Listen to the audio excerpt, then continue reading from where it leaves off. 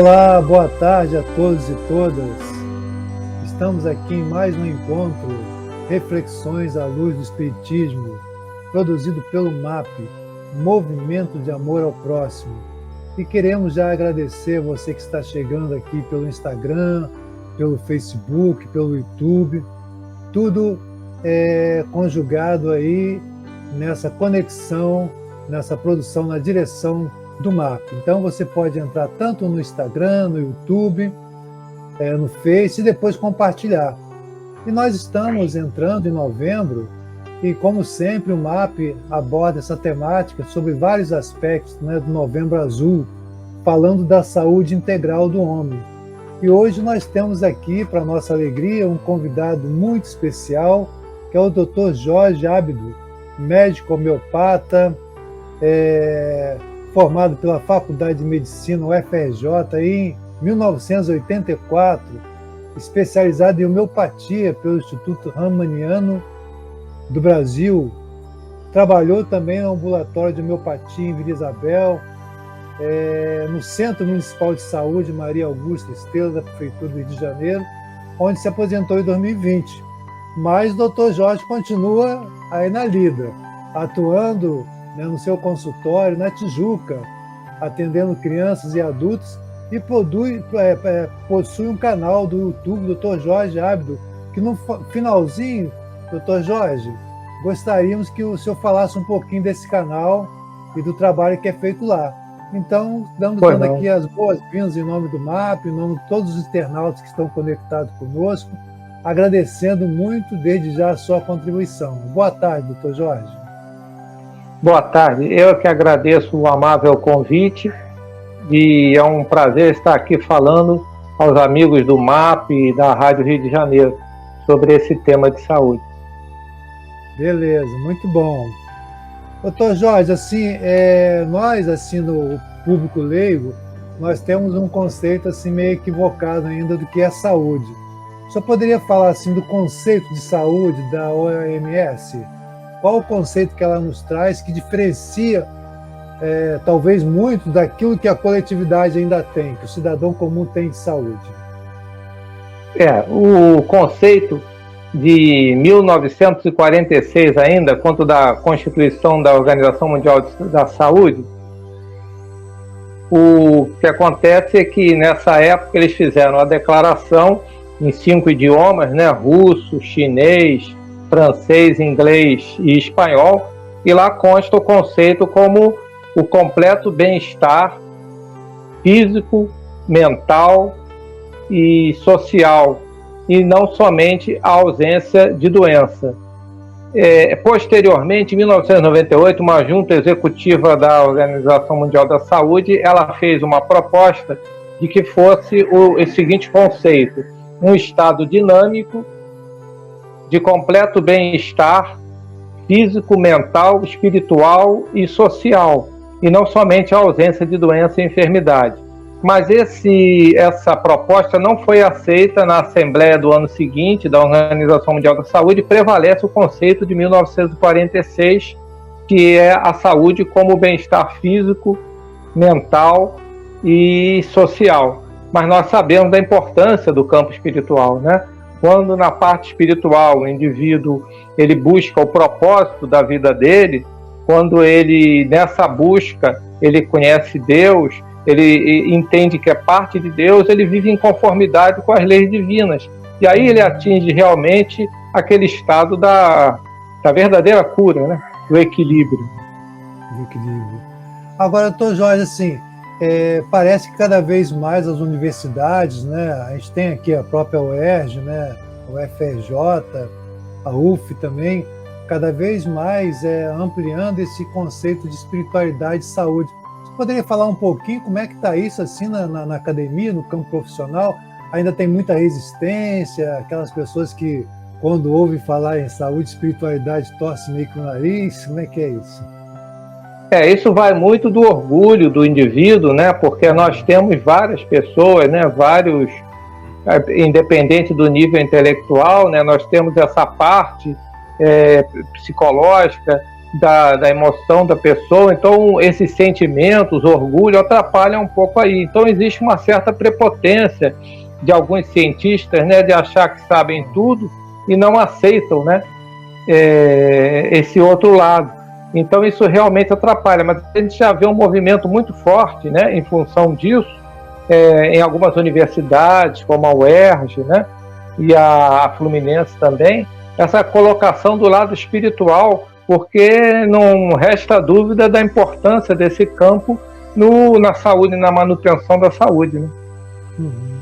E nesse contexto, né, fazendo um cortezinho aqui, a gente ainda está vivendo essa questão da pandemia, né, com as sequelas tanto físicas, emocionais, psicológicas, as perdas, né, que são imensas, né?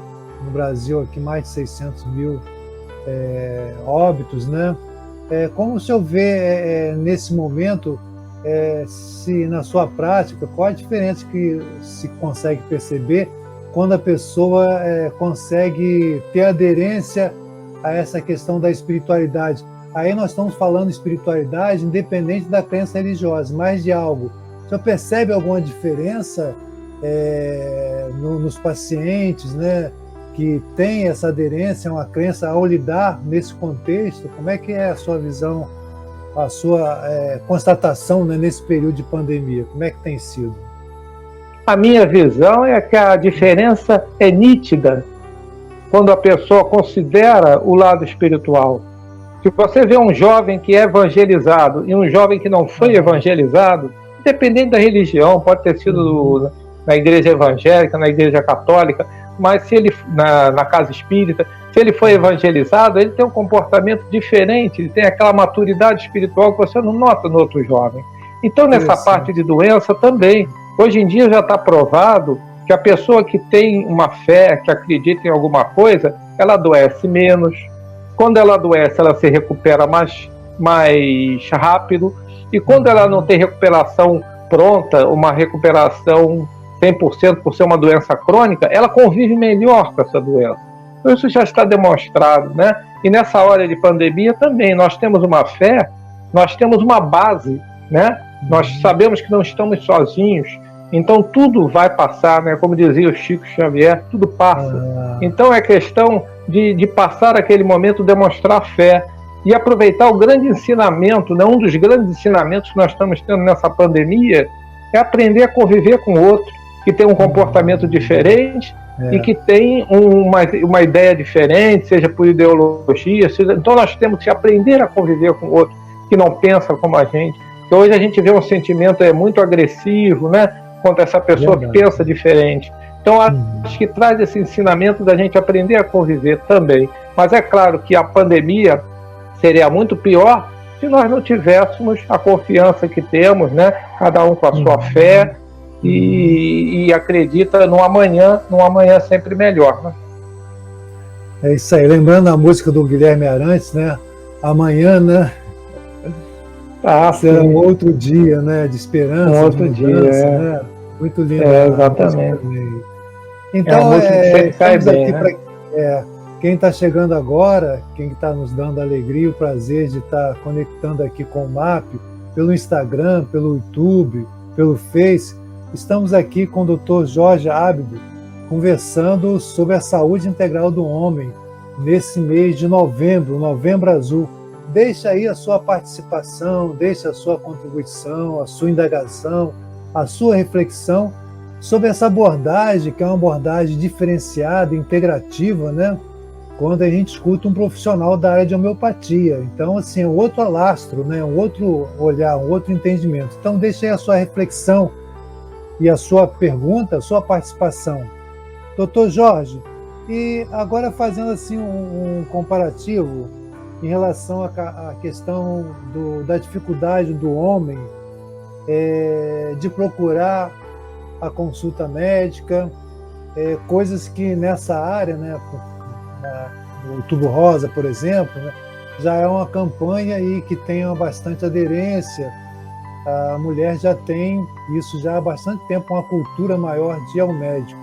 E o homem? Qual é o desafio maior do homem e da onde origina assim, tanto medo comparado com a mulher de procurar um médico nessa área especificamente, da questão do câncer de próstata. Como é que o senhor vê isso? Como que a gente pode ajudar a nós mesmos, falando aqui pela representação masculina?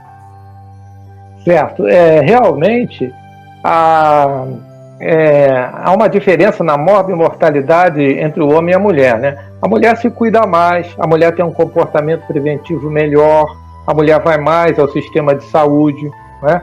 Então, assim, ela tem um resultado diferente, ela vai colher um resultado diferente, né? O homem não, o homem ele vai menos ao sistema de saúde, ele morre mais cedo, ele tem mais um comportamento de risco do que a mulher, ele é mais suscetível a doenças ligadas ao comportamento de risco, como fumo e álcool. Então, ele tem essa diferença.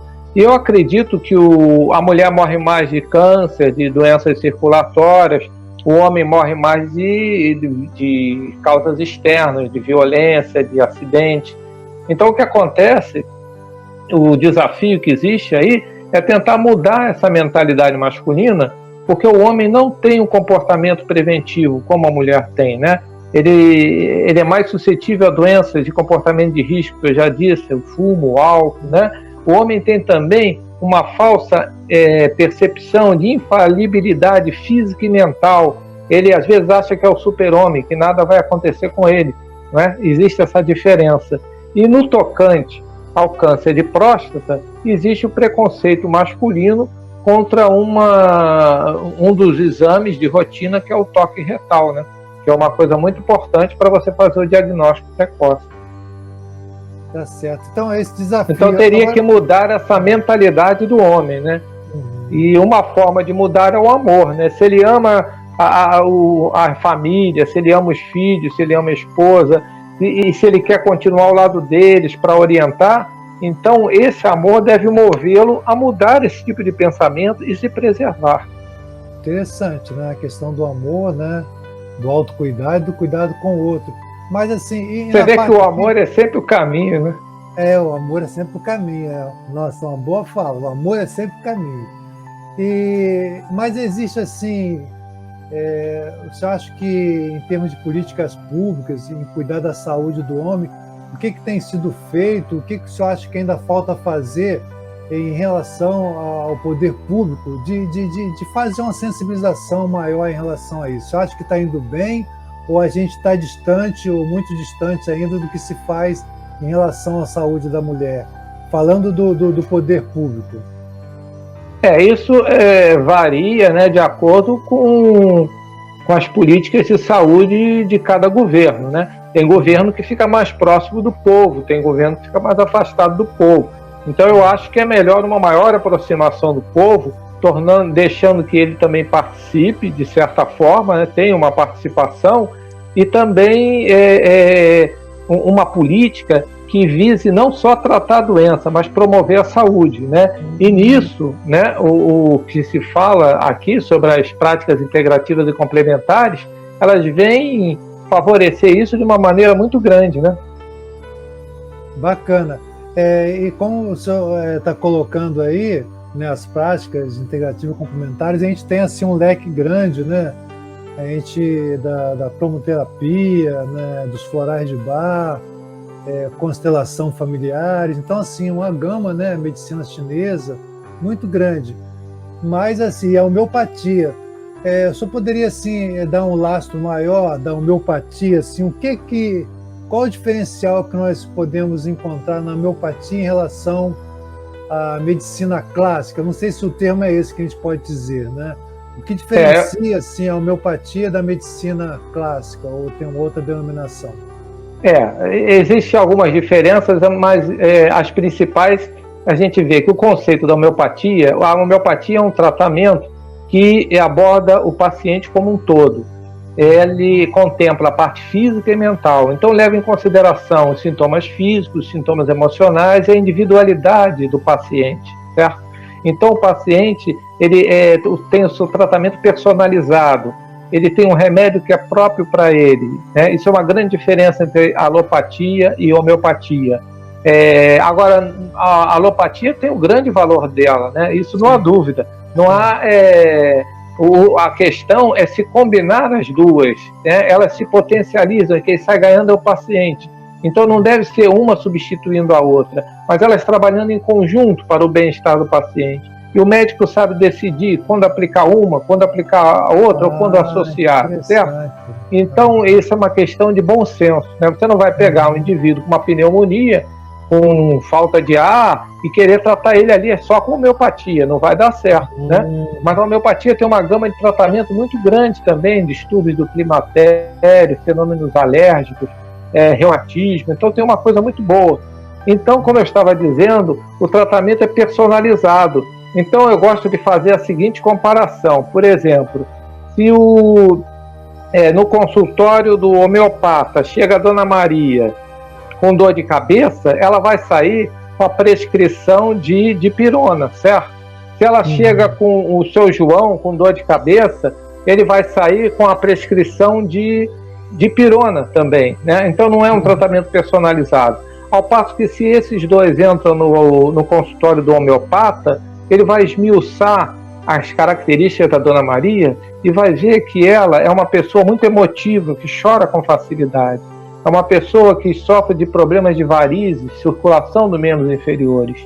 Ela é uma pessoa, uma paciente, que tem essa dor de cabeça que melhora quando ela sai ao ar livre, mas piora quando ela faz uso de frituras, ingere gorduras, né? Então ela sai com medicamento chamado pulsatila do consultório para a sua dor de cabeça.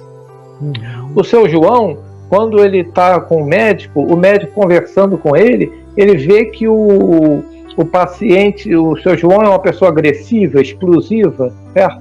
Então ele tem aquela dor de cabeça dele que piora com sintoma quando ele ingere café, certo? E ele melhora quando ele tira uma soneca, um sono curto. Aí ele melhora. E o seu João tem essa característica agressiva e sofre muito de problemas de estômago, refluxo, azia. Então ele melhora com um remédio chamado Nux Vomica. Como você pode ver, o tratamento é personalizado, sabe? A homeopatia é um remédio para cada paciente. E nos postos da prefeitura, a proposta da homeopatia é que às vezes a situação atravessa mais dificuldade, mas a proposta é que o paciente encontrasse também um remédio fornecido pelo governo, ali na farmácia. E o médico homeopata prescrevendo vai dar preferência a esses remédios que tem ali para ser cedido. E existe a farmácia de homeopatia da prefeitura. Interessante. Olha, muito, muito enriquecedora, né, esse destaque para quem não conhece, né, o tratamento da homeopatia, que abrange, né, e como você falou, né, esse exemplo da dor de cabeça, né, no médico clássico, na medicina clássica, seria o mesmo remédio, mas aí nessa abrangência desse entendimento do ser completo, né, bio, sócio, espiritual, né, esse olhar mais holístico, seria isso que a homeopatia abrange nessa estratégia de... Exatamente, ela trata o indivíduo como um todo, a parte física, mental, espiritual, né? Leva em consideração o lado social. Hahnemann sempre levantou isso, que o indivíduo tem que ter um trabalho. Hahnemann é o pai da homeopatia, né? Samuel Hahnemann é o médico alemão. Então ele sempre levantou isso, a importância do ambiente que o indivíduo tem. Se ele mora numa casa insalubre, isso vai cooperar para a doença dele. Se ele trabalha a contragosto, se ele tem uma mágoa. Então Hahnemann sempre olhou esse lado também. Hahnemann foi um gênio, né? Então a homeopatia traz isso no seu cerne, essa observação de todos esses campos, espiritual, físico, emocional, social. Bacana, muito bom. E queremos aqui lembrar mais uma vez aos internautas que estão conosco de deixarem aí a sua contribuição, a sua indagação, a sua reflexão, agradecendo você que está aqui pelo YouTube, Instagram e Face. Compartilhe também esse vídeo e outros tantos vídeos que existem na nossa página do MAP. E aproveitando aqui, nós estamos em um período de novembro azul, encaminhando para o Natal. Entre também na nossa página lá e veja como você pode participar contribuindo com a campanha de Natal.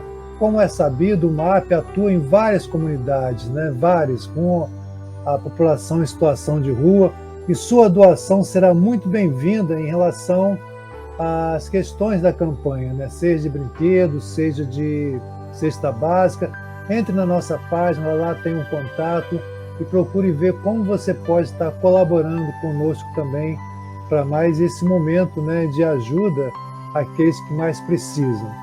Então, voltando aqui para nosso encontro, reflexões à luz do Espiritismo, a saúde integral do homem, estamos aqui com o Dr. Jorge Ábido, médico homeopata, que tem o seu consultório na Tijuca, que possui o canal, procurem lá no YouTube, Dr. Jorge Ábido. Olha, eu vou pedir depois, vai aparecer o nome aqui embaixo, como é que se escreve, né? Dr. Jorge, A maiúsculo, né? B mudo, D-O, Ábido, Dr. Jorge Ábido. YouTube, procure lá e tem muita coisa interessante. Eu já estive fazendo uma visita lá e é muito enriquecedor as abordagens que o Dr. Jorge faz. Então, Dr. Jorge, agora falando especificamente sobre a prevenção do câncer de próstata, né? É possível prevenção, tratamento, é possível prevenir? Quais são as formas que a gente pode evitar que isso ocorra, né? Além de ir ao médico, né, naquela rotina dos exames, né, do toque, do PSA e tal, o que mais a gente pode ter como prática de prevenção ao câncer de próstata? E se essa procura, se o senhor vê historicamente, se ela está melhorando, né, ou ela está estagnada ainda quanto à procura do homem a fazer esse tipo de exame de rotina? Realmente essa prática é importante, mas numa pesquisa feita, notou-se que 40% dos homens, apenas 40% dos homens, eles iam ao urologista, já tinham ido ao urologista. Então isso aí é uma coisa que preocupa. A questão da prevenção do câncer de próstata, veja só, por uma questão geral de saúde, é claro que se o indivíduo tem um bom comportamento no sentido de ter um bom sono, uma boa alimentação, prática de exercício físico, ele vai ficar menos doente. Doenças de uma maneira geral, inclusive o câncer. Mas especificamente para o câncer de próstata, não se notou uma relação nesse sentido em relação ao câncer de próstata. Então, o que nós temos que fazer realmente é o diagnóstico precoce, porque o início é silencioso. Então, tem que combinar esses exames de ambulatório, o exame do toque retal com a dosagem do PSA, para se fazer o diagnóstico precoce, numa fase que ainda está o câncer silencioso, e aí tomar as devidas condutas. E essa questão do PSA e do toque retal devem ser feitos na mesma época, porque um tem uma percentagem de acerto e o outro tem outra percentagem. Quando se junta os dois, ou seja, realiza os dois na mesma época, a chance de você descobrir um câncer de próstata é maior. Então daí a importância de fazer os dois, né? Porque como existe esse preconceito, muitos homens só fazem o PSA e isso se sabe que não é suficiente. Pode você ter um PSA falso negativo, falso positivo, um PSA, né? E o indivíduo com toque encontraria, porque, veja só, a próstata, ela fica embaixo da bexiga e na frente do reto. Então quando ela aumenta, ela pressiona o canal do reto. Por isso que se ela aumentar muito, podem sair fezes em fitas afinadas, né? Então essa proximidade permite que o toque retal identifique a consistência da próstata, se ela é macia, se ela está muito dura, pétrica, aí você desconfia de um tumor, certo? Então é preciso associar os dois. Também pela anatomia, como ela está abaixo da bexiga, ela quando aumenta, ela muda o assoalho da bexiga, a conformação, pode reter urina e aí o indivíduo fazer infecção urinária. Então essa anatomia explica muita coisa. A próstata é uma glândula que ela abraça a uretra quando ela sai da bexiga e vai para o pênis. E isso que ela abraça, quando ela cresce, ela estrangula a uretra. Se estrangular muito, a dificuldade de urinar diminuindo o calibre do jato. Se estrangular pouco, diminui só o calibre. Se estrangular muito, ele interrompe o fluxo, fica aquela urina gota a gota. Então, essa anatomia explica tudo. Agora, a questão, então, é fazer esses dois, porque aumenta a chance de detectar o câncer de próstata. Perfeito. Agora, assim, o que surgiu aqui, com o advento da internet, cada vez mais, né, existem aquelas consultas, as pessoas saem pesquisando e não tendo esse olhar abrangente que a homeopatia está dando, o senhor está descrevendo para a gente. Às vezes a pessoa ela pode se precipitar, ver alguma coisa, acha que é aquilo. Qual é o risco da pessoa estar buscando, muitas vezes, só... Porque tem muita coisa boa na internet, mas a gente sabe também que tem muita coisa que realmente não procede, né? E tem que separar o joio do trigo. Como é que é isso aí, né? Tem que separar o joio do trigo, realmente. A internet, a gente pode usar, fazer um bom uso ou pode fazer um mau uso, né? Então, o indivíduo, essa internet traz muito conhecimento, mas não substitui a consulta médica, né? Isso aí é sagrado. O indivíduo tem que fazer isso periodicamente, né? Pelo menos uma vez por ano, o homem tem, principalmente depois dos 50 anos, né? Deve fazer o seu PSA anual, seus exames, né, de rotina, incluindo o PSA, e o urologista fazer o toque retal. Isso é importante. Então, a internet, ela ajuda porque ela distribui conhecimento, mas muitas vezes tem que ver a fonte desse conhecimento, porque às vezes tem coisas ali que não são corretas, né? Então, olhar a fonte, mas nada substitui a consulta médica presencial, né? Então aí nós temos que estar nos trabalhando, né, essa parte masculina, de vencer esses receios, vencer esses medos, vencer essa crença e ter a prática realmente de buscar a consulta médica, né, com regularidade, né? Sim. Claro. E o PSA também, a gente deve ressaltar que quando o indivíduo for realizar a coleta de sangue para o PSA, ele tem que evitar 48 horas antes ter a relação sexual ou andar de bicicleta, a cavalo, motocicleta, porque pode propiciar um exame falso positivo, né? Então, 48 horas antes do exame, ter esse cuidado, sim. Ter esse cuidado, né? Nós já estamos chegando no finalzinho, passa rápido.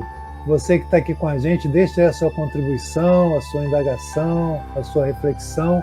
Queremos agradecer muito aqui a sua participação nesse momento que estamos aqui com o Dr. Jorge Ábido, conversando sobre a saúde integral do homem, né? Agora, Dr. Jorge, nós temos uma questão que gostaria que o senhor falasse, né? Agora, mais para o final, né? Sobre essa questão assim de discussão sobre a validade da homeopatia. Quer dizer, a homeopatia já tem quantos anos que já é praticada? Mais ou menos quantos anos? Pois ela surgiu no século XVIII, né? Então, no século XVIII, né? Então já tem aí mais de 200 anos, né? E no Brasil, elas... A homeopatia, quando ela surgiu, como não entendi. Ainda existe assim debates querendo questionar ainda a validade da homeopatia? Existe isso? Sim, existe. E é preciso tomar cuidado. Se você gosta da homeopatia, você tem que ficar atento, porque existem alguns movimentos que de repente falam que a homeopatia não tem comprovação científica, e não é verdade. A homeopatia tem trabalhos científicos de faculdades de peso, a UFRJ, a Universidade Federal Fluminense. Eles fazem muita pesquisa com homeopatia que comprova o efeito científico, com trabalhos duplo cego, randomizado, todos aqueles requisitos necessários para a fidedignidade do resultado. Então, isso aí muitas vezes é lançado por pessoas que estão incomodadas com o sucesso da homeopatia, né? Que tem que dividir o seu lucro, né, com essas outras medicinas, né? Com a homeopatia, com a acupuntura.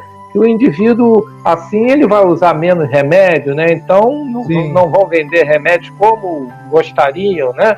Então, isso aí atrapalha na parte econômica. Então, existe essa visão também gananciosa que faz a pessoa divulgar essa história de que a homeopatia não tem comprovação científica. Mas se você for pesquisar, o pessoal fala muito num trabalho australiano que mostrou que a homeopatia não funciona. Veja só, se ele for esmiuçar, ele vai ver que esse trabalho australiano não convidaram um homeopata para participar do trabalho, aí vai, porque para interpretar aquilo ali precisa ter um entendimento, né?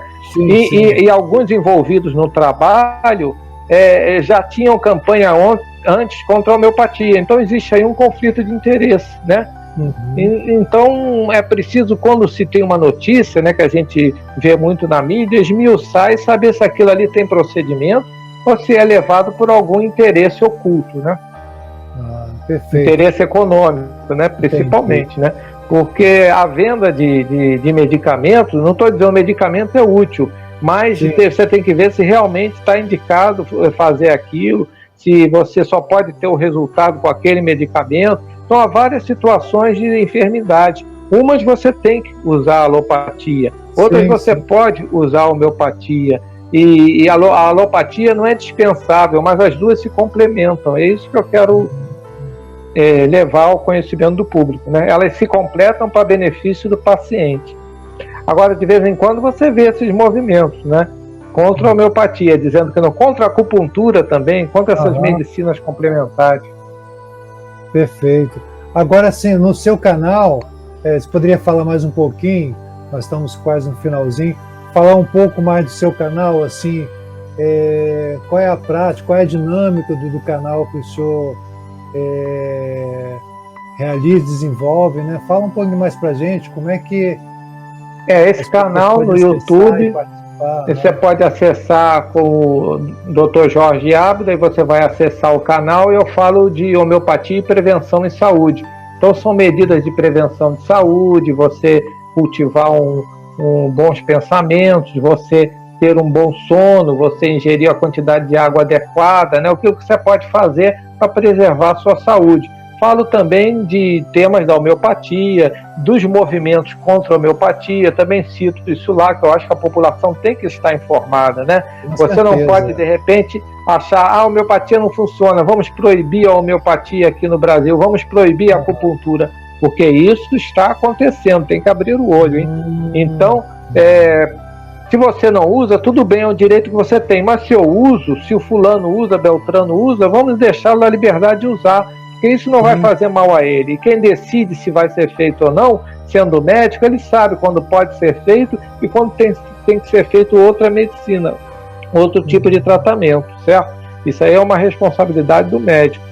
Então, existe realmente esse movimento. E no meu canal eu faço vários vídeos sobre esses temas e falando também desses movimentos contra a homeopatia. Tá ok. Nós vamos deixar aqui embaixo, né, o seu link para que as pessoas possam acessar, né, e estarem assim integrados, né, inteirados, informados. E o senhor teve também uma fala que traz luz para todos nós, quando o senhor disse não, o senhor pegou o exemplo da pneumonia, não, eu não vou usar a homeopatia ali naquela hora. Então, assim, elas são complementares, né? Elas se complementam, porque às vezes também existe o outro lado, às vezes a pessoa assim, não, eu só uso homeopatia, e fica numa radicalização, onde que muitas vezes, né, a alopatia ela vai complementar e vai ajudar. Então a ideia é complementariedade, né? Exatamente, a ideia é complementar para benefício do paciente, né? E é tudo uma questão de bom senso, né? O indivíduo também não pode considerar essa doença tem cunho espiritual, eu vou tratá-la só no lado espiritual. Não, ela tem que ir ao médico para saber realmente se tem, porque, né, todo o radicalismo, todo o extremismo é perigoso. Então a religião é importante? Claro que a religião é importante. O judeu tem que ouvir o rabino na sinagoga, o evangélico tem que ouvir o pastor na igreja, o católico tem que ouvir o sermão do padre, e o espírita tem que assistir a palestra, porque religião é importante. Isso, o que eles disserem vai nos fazer refletir, e às vezes essa reflexão leva você a uma mudança de conduta, que vai te deixar mais equilibrado, que vai fazer com que você conviva melhor com o seu próximo. Então a religião é importante, mas com bom senso. Tem que também, né, manter a ciência em desenvolvimento, tem que também ouvir o lado da ciência, tem que também, elas se complementam, né? se complementam. Tem que também ouvir a opinião do médico quanto àquele problema. E não ficar num extremo só do problema. Sim.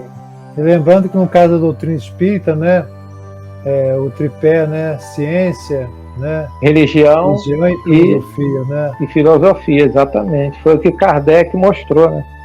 Com e certeza. Comprovou. E Kardec era cético, hein? Inicialmente ele era cético, né?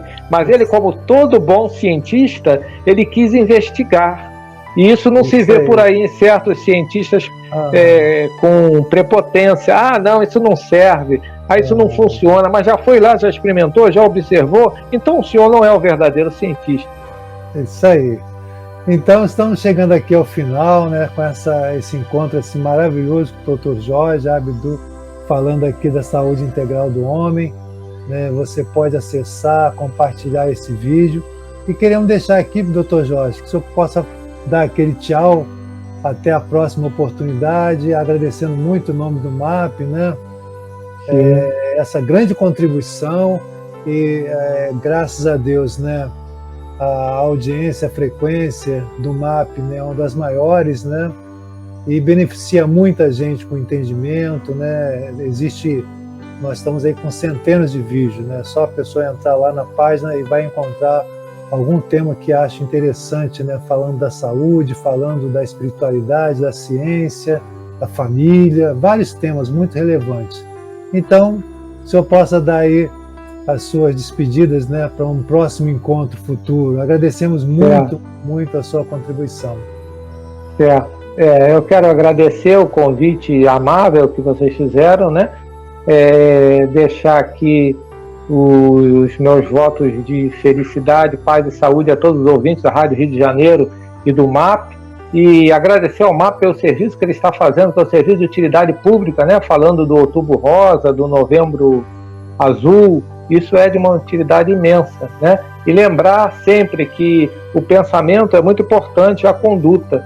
Então, a doença de hoje a úlcera de hoje, por exemplo, pode se cicatrizar ou pode complicar amanhã, se o indivíduo não vigiar o seu comportamento, não vigiar o seu pensamento. Então, essa parte é muito importante e o programa também ressalta sempre isso, né, nas suas exibições. Então, muito obrigado a todos, paz e saúde para todos. Muito obrigado, Dr. Jorge. Agradecemos mais uma vez aos internautas aqui pelo Face, pelo YouTube, pelo Instagram. Até o próximo encontro, Reflexões à Luz do Espiritismo. Paz e bem, paz e luz, paz, muita paz. Paz.